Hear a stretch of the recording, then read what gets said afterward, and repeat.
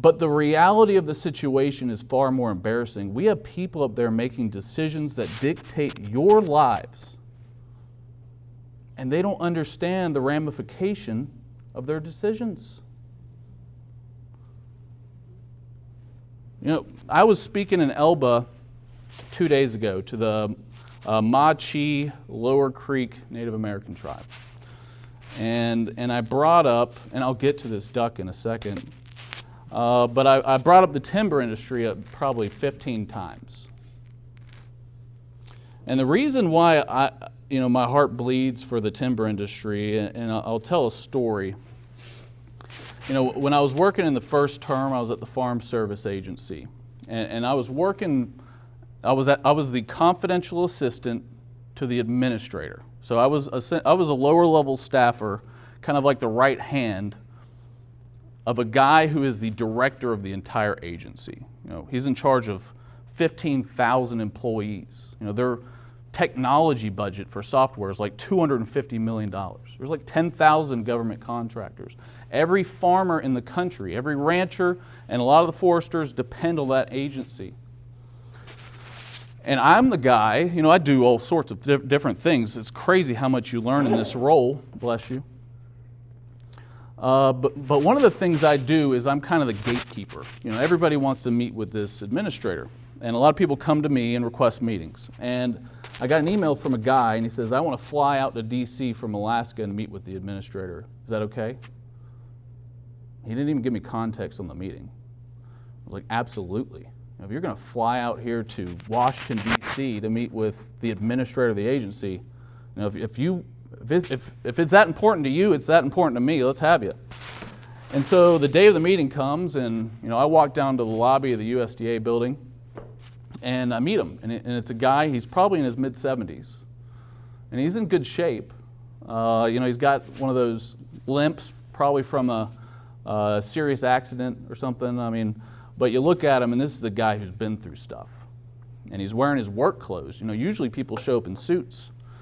He's wearing really nice work clothes that are probably older than I am. And so I walk him to the administrator's office. It's a pretty long walk. I mean, that part of the USDA building, it used to be the biggest government office in the world. 7 miles of hallways, 3.5 million square feet. And as I'm walking him to the administrator's office, I'm watching him. Because I always like to watch people's reaction to the USDA building. It's beautiful. Absolutely beautiful, ornate building.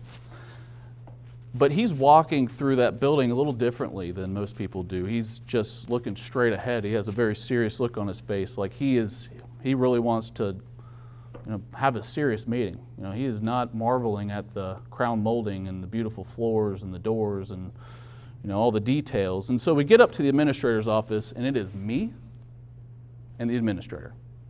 And we are in an office most people never see. It's a very special place. And so I'm sitting next to the administrator, and again, I'm just a lower-level staffer, and in front of us is a guy who flew 2,300 miles, or something like that, across the country to come talk to us about something.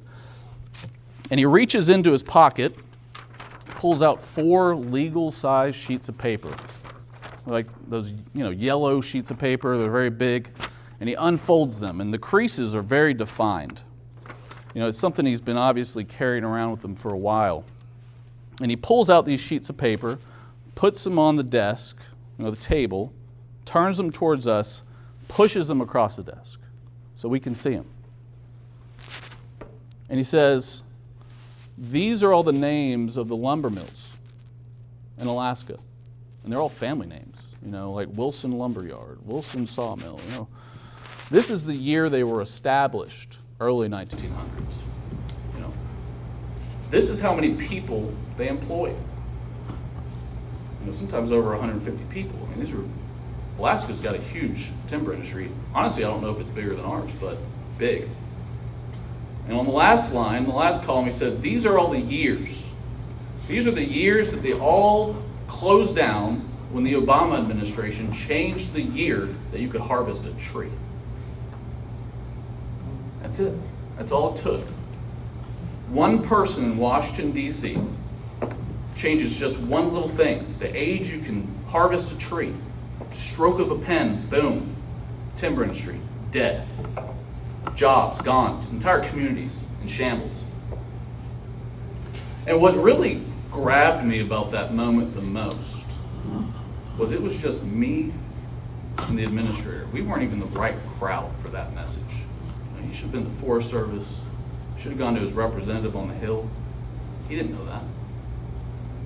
He left, went straight back to the airport, flew back to Alaska. I was one of 2 people who got that message. I never let it leave me, ever. That is just one industry. People get messages like that all the time in Washington, D.C., and they forget about them 5 minutes after them. I've seen it so many times. So many times. You know how many problems like that I've heard? I have notebooks filled with this stuff. 12, I think 13 actually at this time. Just filled with nightmares, problems, mistakes, things that are going wrong. I mean, you saw what happened to Elon Musk when he went into the executive branch. He went crazy. I almost went crazy. That's why I'm running.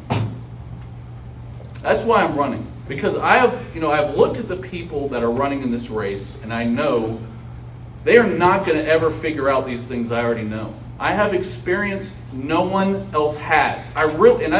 This may sound like I'm gloating, but it's just the fact of it. I have experience that no other candidate running for office in this country, doesn't matter what seat, has.